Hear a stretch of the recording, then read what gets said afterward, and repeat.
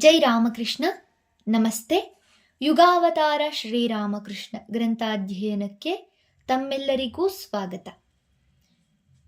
ಸಂಚಿಕೆ 150, ಅಧ್ಯಾಯ 99, ಮಹಿಮೆಯ ನರಿತ ಮಹಿಮಾವಂತ. ಶ್ರೀರಾಮಕೃಷ್ಣರ ಪ್ರಭಾಜಾಲಕ್ಕೆ ಸಿಲುಕಿ ಅವರಿಂದ ತಮ್ಮ ಜೀವನ ಗತಿಯನ್ನೇ ಮಾರ್ಪಡಿಸಿಕೊಂಡ ಆಧುನಿಕರ ಪೈಕಿ ಬ್ರಾಹ್ಮ ಸಮಾಜೀಯರೇ ಮೊದಲಿಗರೆನ್ನಬಹುದು. ಇವರಲ್ಲಿ ಕೇಶವಸೇನನಲ್ಲದೆ ಹೆಸರಿಸಬಹುದಾದ ಪ್ರಮುಖರು ಅನೇಕರು. ಇಂಥವರಲ್ಲಿ ಅಗ್ರಗಣ್ಯನಾದವನು ವಿಜಯಕೃಷ್ಣ ಗೋಸ್ವಾಮಿ.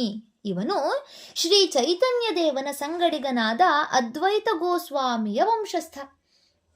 ಸಂಪ್ರದಾಯಸ್ಥ ಪರಿಸರದಲ್ಲೇ ಬೆಳೆದ ಇವನಿಗೆ ಮೊದಲಿನಿಂದಲೇ ಆಧ್ಯಾತ್ಮಿಕ ಜೀವನದಲ್ಲಿ ಒಲವುಂಟಾಯಿತು.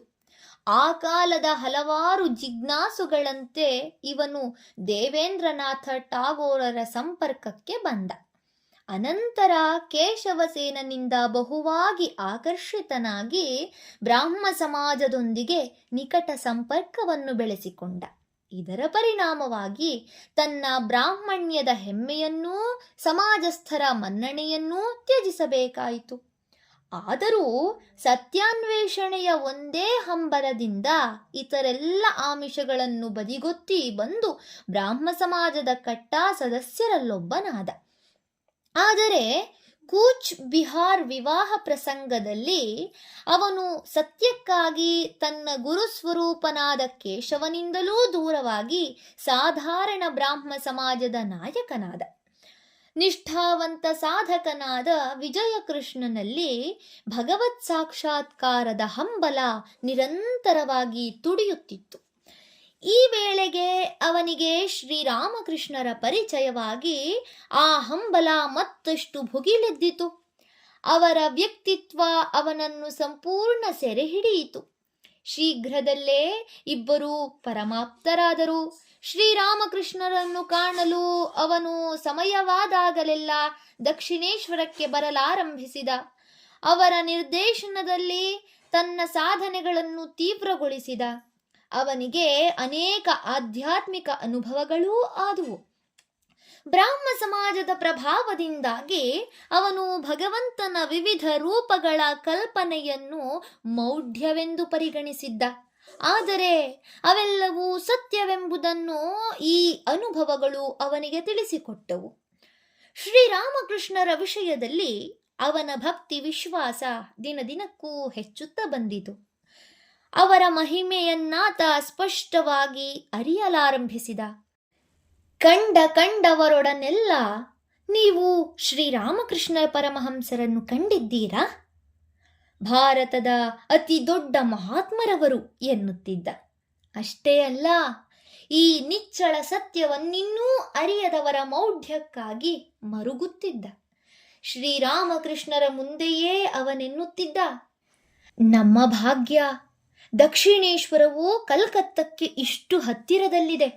ಬೇಕಾದಷ್ಟು ಗಾಡಿಗಳೂ ದೋಣಿಗಳೂ ಇವೆ. ನಾವು ಯಾವಾಗೆಂದರೆ ಆಗ ಬಂದು ನಿಮ್ಮನ್ನು ನೋಡಬಹುದು. ಆದರೆ ಈಗ ಅದೇ ಕಷ್ಟಕ್ಕೆ ಬಂದಿರುವುದು. ನೀವಿಷ್ಟು ಸುಲಭದಲ್ಲಿ ಸಿಗುತ್ತಿರುವುದರಿಂದಲೇ ನಮಗೆ ನಿಮ್ಮ ಬೆಲೆ ಗೊತ್ತಾಗುತ್ತಿಲ್ಲ. ನೀವು ಒಂದು ಪರ್ವತ ಶಿಖರದ ತುದಿಯಲ್ಲಿ ಕುಳಿತಿರಬೇಕಾಗಿತ್ತು. ನಾವು ನಿಮ್ಮನ್ನು ನೋಡಬೇಕೆಂದರೆ ಎಷ್ಟೋ ಮೈಲಿಗಟ್ಟಲೆ ಕಾಡಿನ ದಾರಿಯಾಗಿ ಉಪವಾಸದಲ್ಲೇ ನಡೆದು ಮರದ ಬಿಳಲುಗಳನ್ನು ಹಿಡಿದುಕೊಂಡು ಜಿಗಿದು ಶಿಖರಗಳನ್ನೇರಿ ಬರುವಂತಾಗಬೇಕಿತ್ತು. ಆಗ ಮಾತ್ರವೇ ನಮಗೆ ನಿಮ್ಮ ನಿಜವಾದ ಬೆಲೆ ಗೊತ್ತಾಗುತ್ತಿತ್ತು.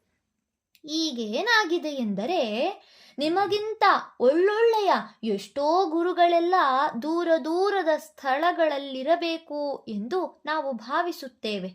ಹಾಗೆ ಭಾವಿಸಿ ಅಂಥವರನ್ನು ಹುಡುಕಿಕೊಂಡು ವ್ಯರ್ಥವಾಗಿ ಅತ್ತಿಂದಿತ್ತ ಅಲೆದಾಡುತ್ತೇವೆ. ಅನಗತ್ಯವಾಗಿ ಕಷ್ಟಗಳ ಸರೆಮಾಲೆಯನ್ನೇ ತಂದುಕೊಳ್ಳುತ್ತೇವೆ. ಇದನ್ನು ಕೇಳಿ ಶ್ರೀರಾಮಕೃಷ್ಣರು ಸುಮ್ಮನೆ ಮುಗುಳ್ನಗುತ್ತಿದ್ದರಷ್ಟೆ. ಬಹು ವರ್ಷಗಳಿಂದಲೂ ವಿಜಯ ಕೇಶವರು ಆತ್ಮೀಯ ಗೆಳೆಯರಾಗಿದ್ದವರು. ಆದರೆ ಕೂಚ್ ಬಿಹಾರ್ ವಿವಾಹ ಪ್ರಸಂಗದಿಂದಾಗಿ ವಿರಸ ತಲೆದೋರಿದ ಮೇಲೆ ಇಬ್ಬರ ನಡುವಣ ಬಾಂಧವ್ಯ ಮಾಸಿತು.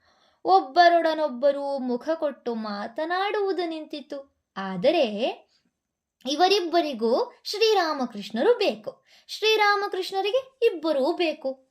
ಇಬ್ಬರೂ ದಕ್ಷಿಣೇಶ್ವರಕ್ಕೆ ಆಗಿಂದಾಗ್ಗೆ ಭೇಟಿ ನೀಡುತ್ತಲೇ ಇದ್ದವರು.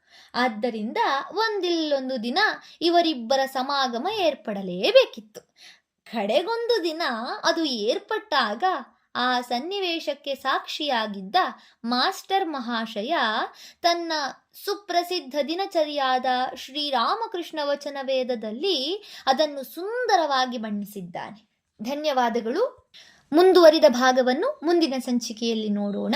ಓಂ ಶಾಂತಿ ಶಾಂತಿ ಶಾಂತಿ.